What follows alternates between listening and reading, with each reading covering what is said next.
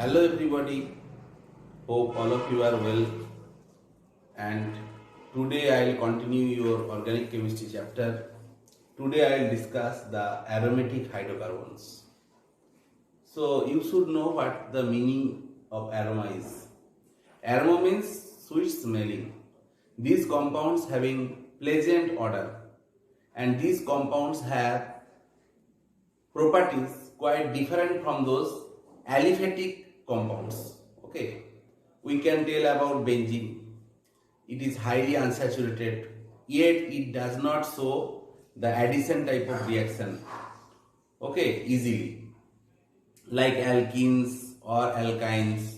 Okay, so this difference in chemical behavior as compared to the aliphatic compounds is known as aromatic character or aromaticity.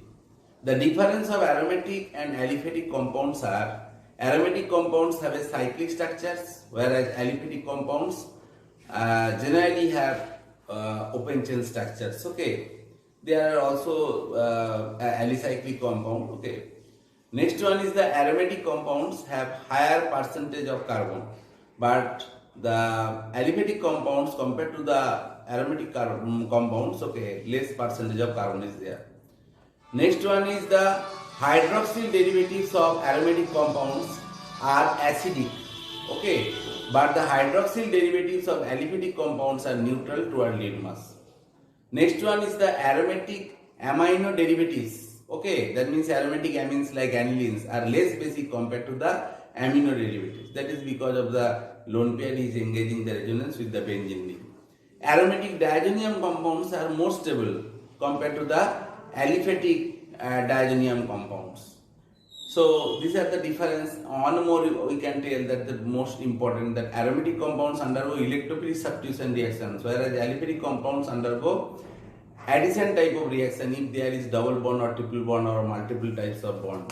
Okay, so in this way we can easily understand the difference between the aliphatic compounds as well as the aromatic compounds. Okay.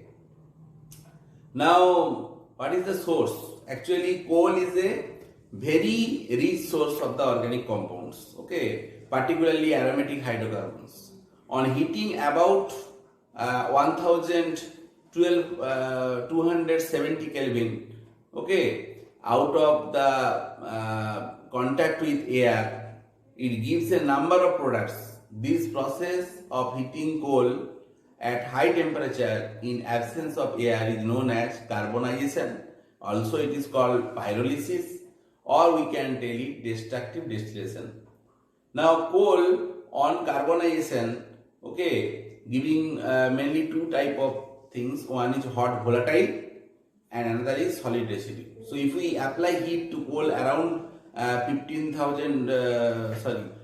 1500 to 1670 Kelvin, then we can separate these two compounds in hot volatile material cooled and bubbled through water. Another will be the solid residue, and this hot bubbled compound again can be classified into insoluble gas, that will be the coal gas, okay, around 18%, and the condensed liquid solutions allowed to stand. Then there we will get two layers. One is called upper aqueous layer, another is called lower aqueous layer. Upper aqueous layer contains ammonical liquor 8 to 10%, and the lower viscous layer, okay, that is called coal tar.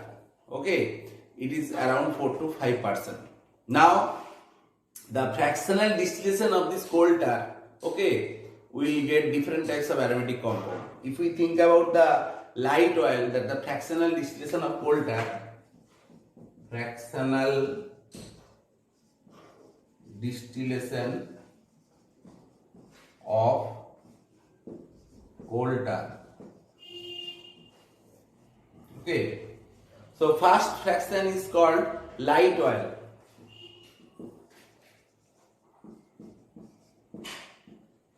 And its temperature range, that means distillation, up to 443 Kelvin. Then from this light oil what we will get? We will get some aromatic compounds like benzene, xylene. So we are getting benzene, xylene. This type of compounds we are getting. Okay. Next fraction, that is the temperature range 443 to 500. 443 to 505 Kelvin. Okay.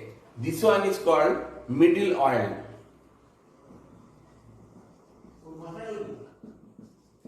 And this middle oil contains mainly phenol, cresol, naphthalene. Phenol, cresol, naphthalene,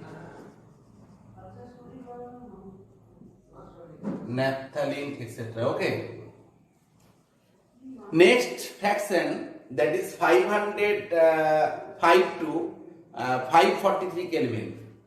505 to 543 Kelvin. This one is called heavy oil. And this heavy oil contains the organic compound naphthalene, naphthalone, cresol, okay, naphthalene,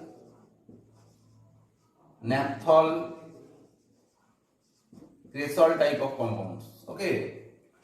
Next fraction, that is after 543 to 633 Kelvin. 543 to 633 Kelvin.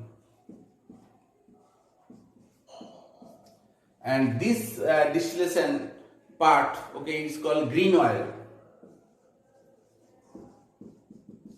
And this green oil contains mainly naphthalene, anthracene, phenanthine, fused aromatic compounds.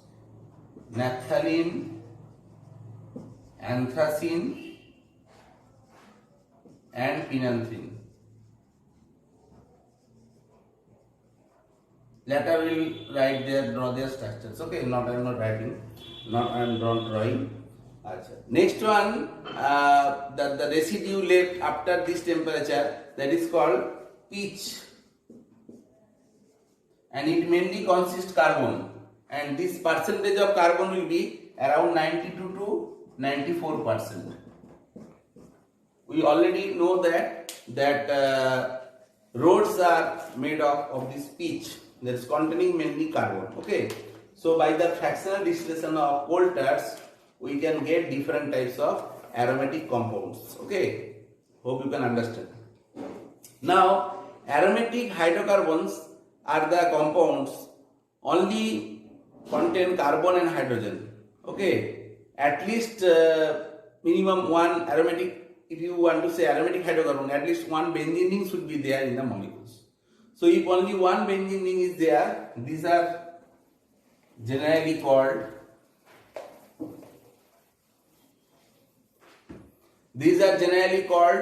benzene series.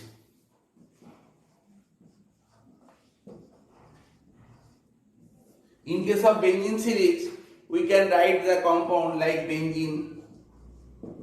At least one benzene will be there. Toluene. We can think about the xylene. Xylene may be orthoxylene, metaxylene, paraxylene, this type of compound.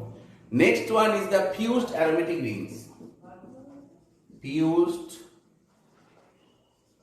aromatic rings.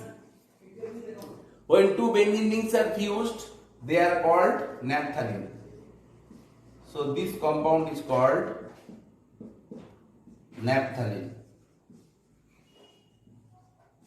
Next one, if there is three fused benzene ring,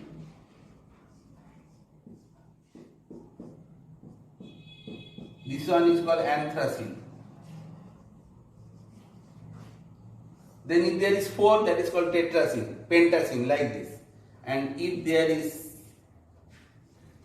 combination or fusion of benzene ring like this, this one is called phenanthine. So these are the fused aromatic rings.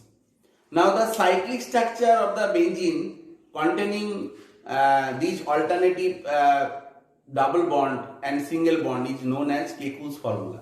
So when we are writing this one, and another structure we are writing here, if we write 1 and 2, between 1 and 2 there is single bond, and in these structures between 1 and 2 there is double bond. So these type of structures are called Kekul's structure or Kekul's formula. And the concept of resonance was ultimately used to have a clear picture of the structure of benzene. The benzene was considered to be resonance hybrid of these following structures. The two Kekul's structures, its contribution to the resonance hybrid will be 80%, and the remaining 20% is the Dwyer form of benzene that I am writing. Then you can easily understand that the Dwyer form of benzene, this is the Dwyer form of benzene. This one,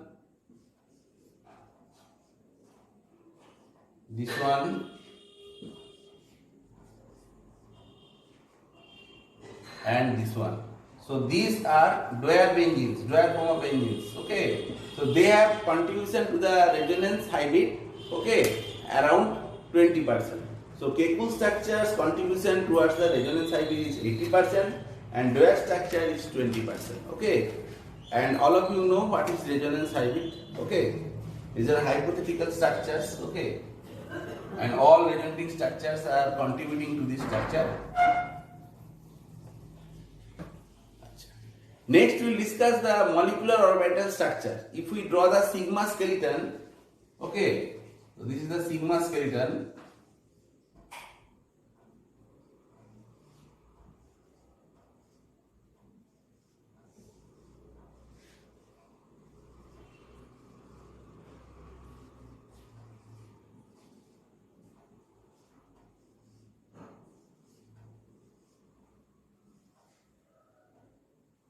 Okay, this is the sigma skeleton of the benzene ring, and here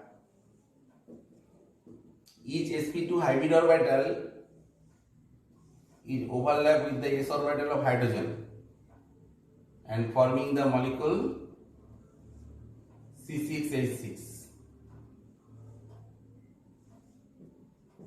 and the structure is purely flat structures. And next there will be the pi bonds.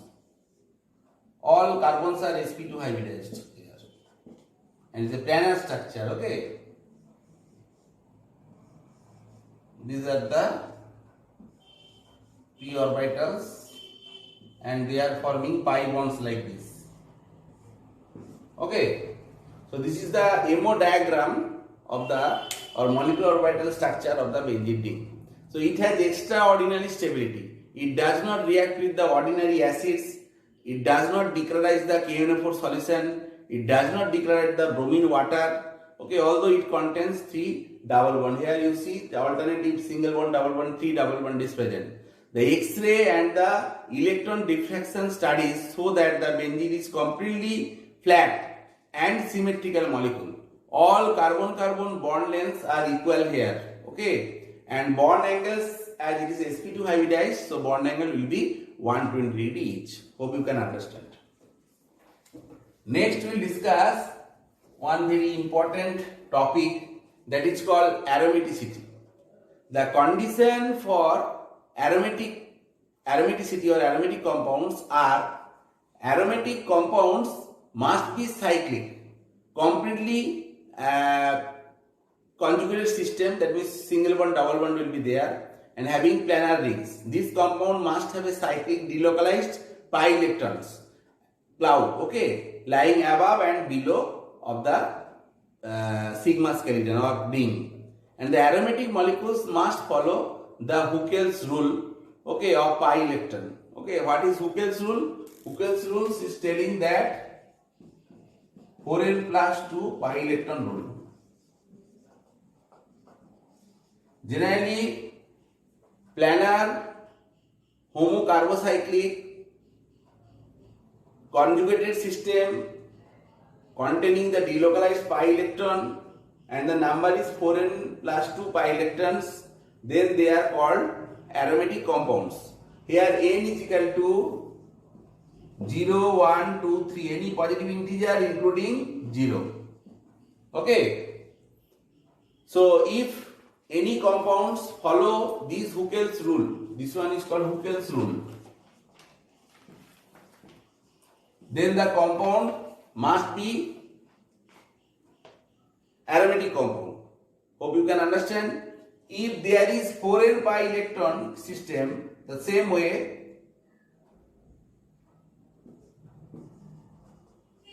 then they are called anti-aromatic compounds.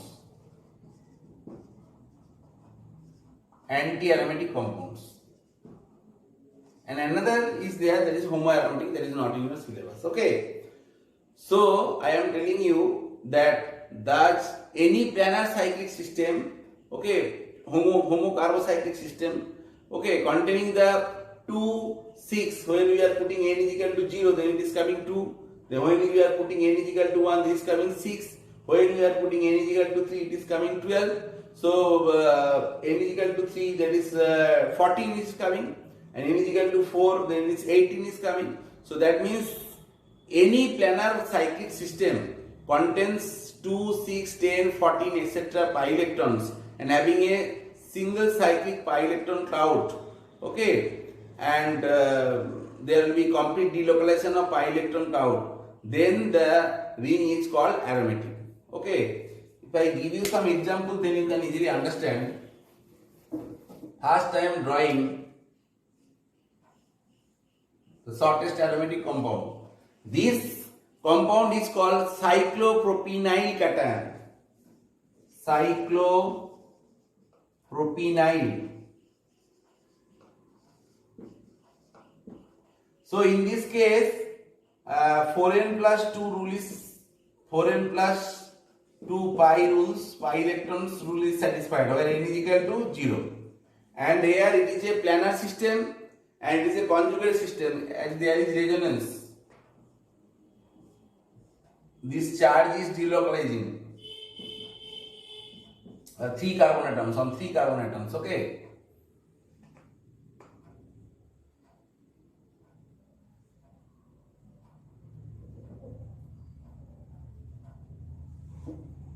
Next one we can write here.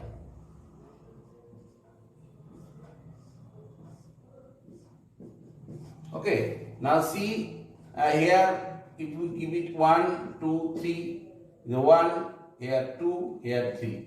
So this charge is rotating or pi electron is rotating through all the atoms. Okay, and it is a planar conjugate system and obeying the Huckel's rule. That is why this cyclopropenyl cation is called aromatic compound. Hope you can understand. Now when we are writing this structure, and what will be the name of this compound? Cyclopentadienyl anion. Cyclopentadienyl anion. This is also aromatic because here this charge is rotating and it is a planar conjugated system.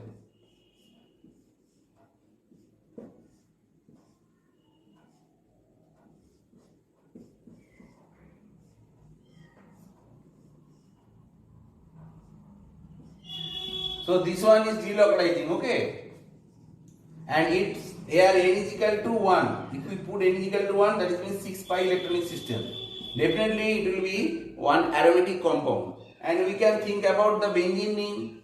Here also 6 pi electronic system, and there is also delocalization of electron cloud and forming two resonating structures.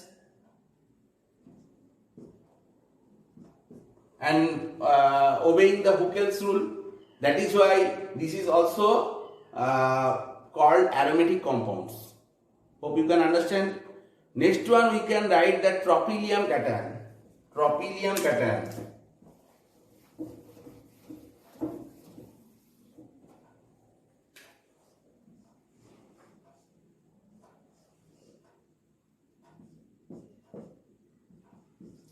This one is tropylium cation.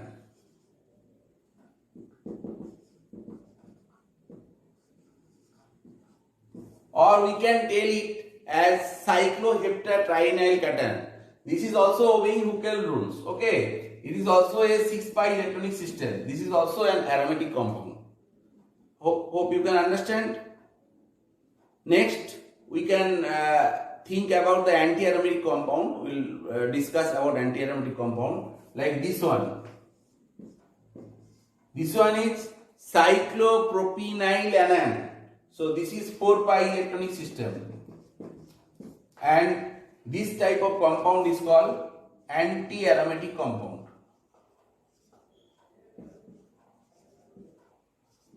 And when you are writing cyclobutadiene, this is also 4-pi electronic system. Okay, this is also anti-aromatic compound.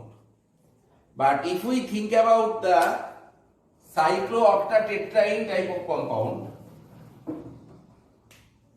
cyclooctatetraene, so it also contains 8-pi electronic system.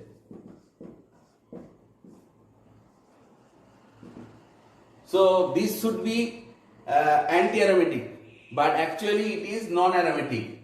Here the structure changes into the Stab-Savart. Okay, that is why, and this is not planar. Okay, and as it is a non-planar, this is called non-aromatic compound.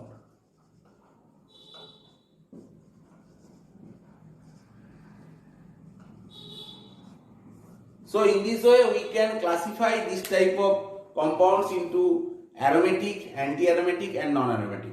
Aromatic compounds are high stable, then the stability will come non-aromatic, and anti-aromatic compounds are very much less stable. Okay. Next we can write that fused rings, these are also aromatic compounds, that naphthalene, this is also 1, 2, 3, 4, 5, that means 10-pi electronic system. Then one, this is anthracene, this is also 14-pi electronic system. These are all aromatic compounds. Now there may be in the ring some heteroatom, that also may be aromatic. They are heterocyclic aromatic compounds like pyridine. It is also obeying Huckel's rule, containing 6-pi electrons. This one is called pyridine. This is also aromatic compound. Next we can write, this one is called furan. Here one lone pair of the oxygen atom is taking part in the conjugation, and this furan is also aromatic compound. Next, when we are writing sulfur in place of oxygen, then this type of compound is called thiopene. Thiopene. Okay, so thiopene also aromatic compound containing 6-pi electronic system. Hope you can understand. Next, if we write here nitrogen, this is also an aromatic compound. Okay, this lone pair is engaging resonance, so this is also a 6-pi electronic system, and the name of the compound is called pyrrole. This is also heterocyclic aromatic systems. Next, another type we can tell that anilines. Okay, generally even numbers of carbon atoms. Okay, they are completely conjugated monocyclic planar system. Okay, they are called anilines. Like 4 anilines will be cyclobutadiene. This one is 4 aniline, and benzene we can tell as 6 aniline. So this one is the 4 aniline. This is anti-aromatic compound, but this one, the benzene ring 6 aniline. This is the aromatic compound. Okay, so in this way we can easily understand the aromatic, non-aromatic as well as anti-aromatic compounds. Okay, so today up to this, hope you can understand. So thank you.